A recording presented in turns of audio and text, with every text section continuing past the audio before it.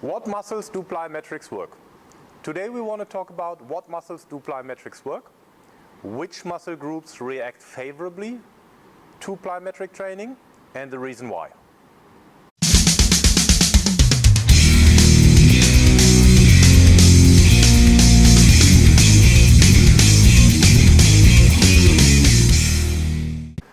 What muscles do plyometrics work?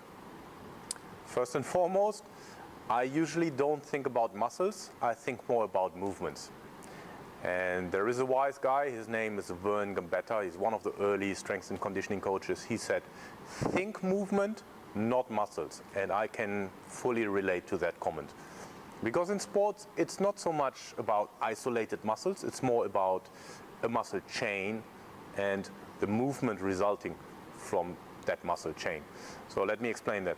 For example, if we are interested in jumping, then there is a chain of muscles that is active in order to jump. So that could be, for example, the hip, the glutes, the quadriceps, and the calves, as a very simple example.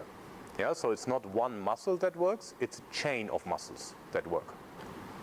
So what muscles work, or what muscle chain works, is dependent on the exercise you choose. So if you choose the jump, as I just explained, then we have the muscle chain of calves, quadriceps, and glutes.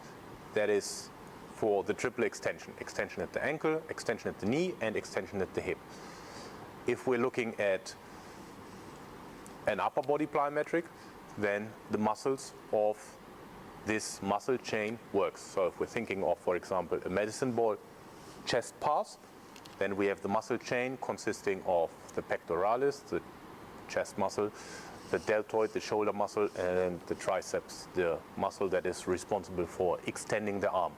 So it's more thinking about a muscle chain that works rather than one muscle in isolation.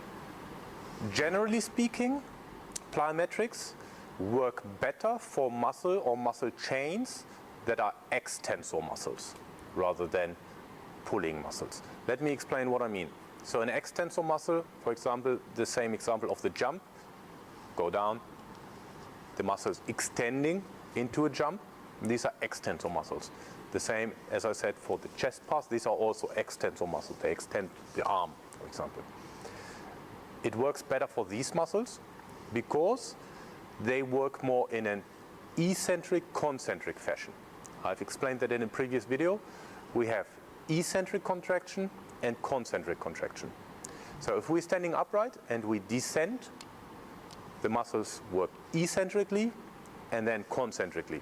The same is for the chest pass. If we start in that position with the arms extended, or similar to a bench press, the muscles work eccentrically.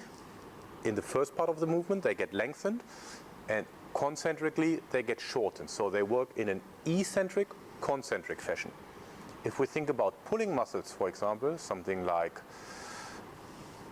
a vertical pull or a horizontal pull. So a vertical pull could be a chin-up or a pull-up.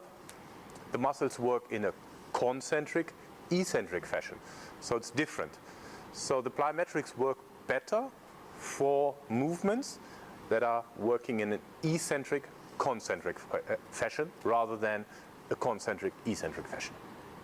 For the simplicity of the whole principle about plyometrics is eccentrically stretched, and then this eccentric stretch is used for the concentric unloading. So as a recap, think movement, not muscles, or at least think in muscle chains, not in isolated muscles. For plyometrics, the muscles or muscle chains that are worked depend on the activity. And generally speaking, plyometrics work better for extensor muscles that work in an eccentric, concentric fashion.